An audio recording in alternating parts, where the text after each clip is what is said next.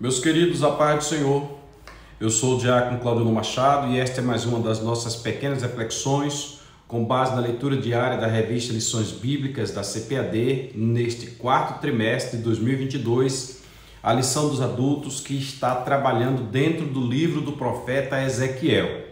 Domingo próximo, amanhã, melhor dizendo, estaremos estudando o capítulo 14 de Ezequiel.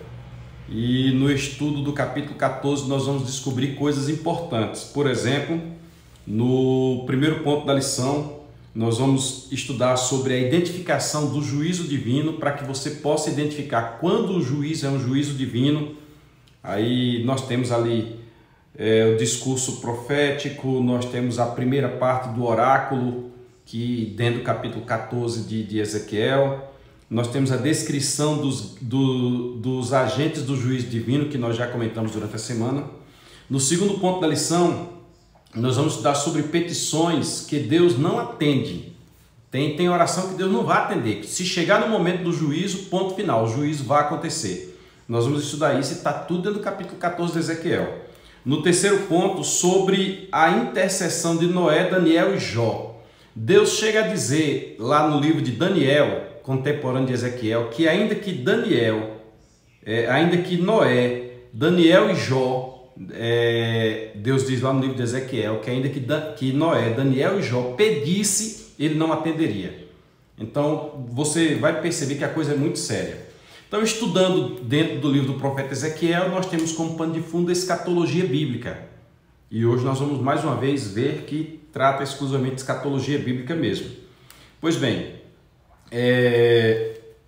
o tema do trimestre é a justiça divina. O subtema fala da preparação do povo de Deus para os últimos dias no livro de Ezequiel. E nós já estamos diante da lição de número 6, que amanhã será realizada nas nossas congregações, nas escolas bíblicas dominicais. Nós tivemos 5 valiosíssimas reflexões esta semana. Na segunda-feira falamos sobre o justo juiz de toda a terra, sabe separar justos de injustos. Nós vimos na terça que animais selvagens são agentes de Deus para o juízo divino. Deus usa os animais também, não se preocupe, Deus tem tudo sob controle. Na quarta falamos que a espada, a fome e a peste são agentes da ira divina. Deus, quando está irado, Deus manda a espada, Deus manda a fome, Deus manda a peste, com vários exemplos bíblicos. Na quinta-feira, nós falamos sobre a trilogia da morte, espada fome e peste, envolvendo a destruição e diáspora. Deus utiliza tudo isso como agente. Na sexta-feira, que foi ontem, nós vimos que o juízo divino sobre Jerusalém é o prenúncio da grande tribulação. E hoje nós vamos ler um texto que fala diretamente sobre a grande tribulação.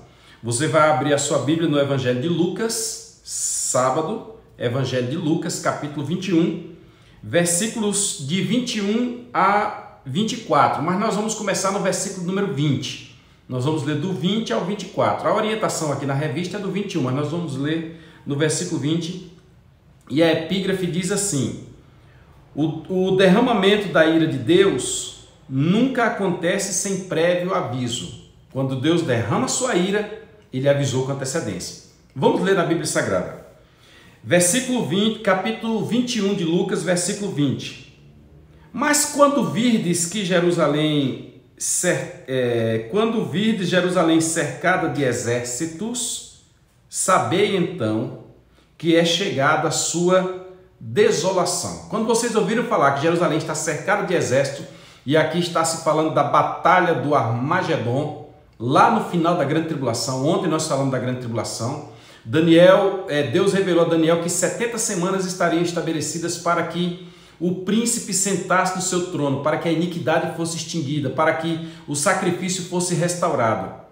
Cumpriram-se 69 semanas até o momento em que Jesus entrou em Jerusalém de forma triunfal. E naqueles dias escolheram Barrabás em troca de Jesus, e naquele momento foi aberto um período chamado período dos gentios, a dispensação da graça. Essa dispensação da graça encerrará quando a igreja for arrebatada. A igreja será arrebatada e começará a última semana de Daniel, semana de anos, que é a grande tribulação.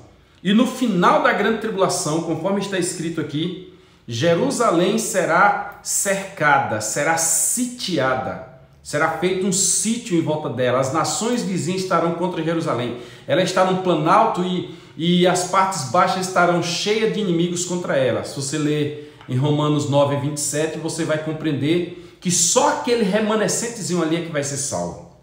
Então, quando perceber que Jerusalém está sitiada, então é porque chegou, cercada é porque chegou a sua desolação. Vamos ao versículo número 21, porque aqui é o aviso, está avisado.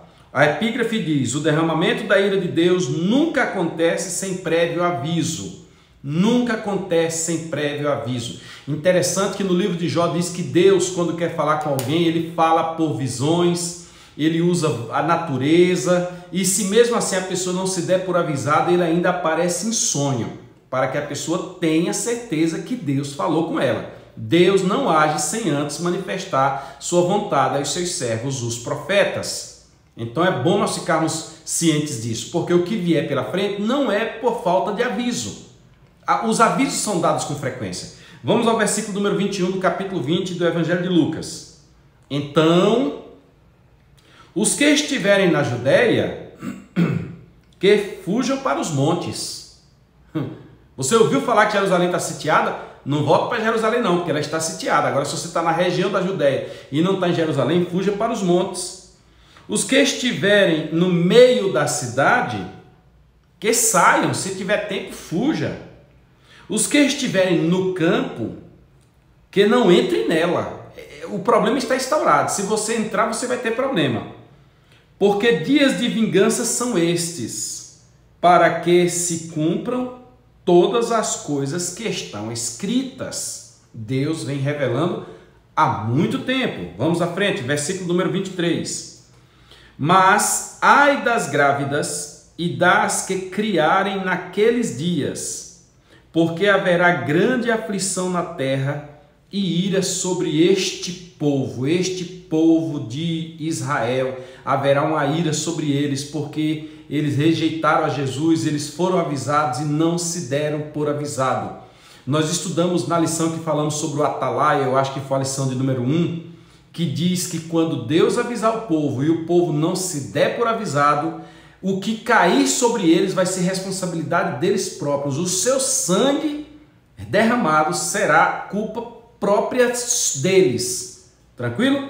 Vamos ao versículo número 24, que é o último que nós vamos ler. Diz assim: e cairão, não é uma, talvez caiam, não é, cairão a fio de espada, para que todas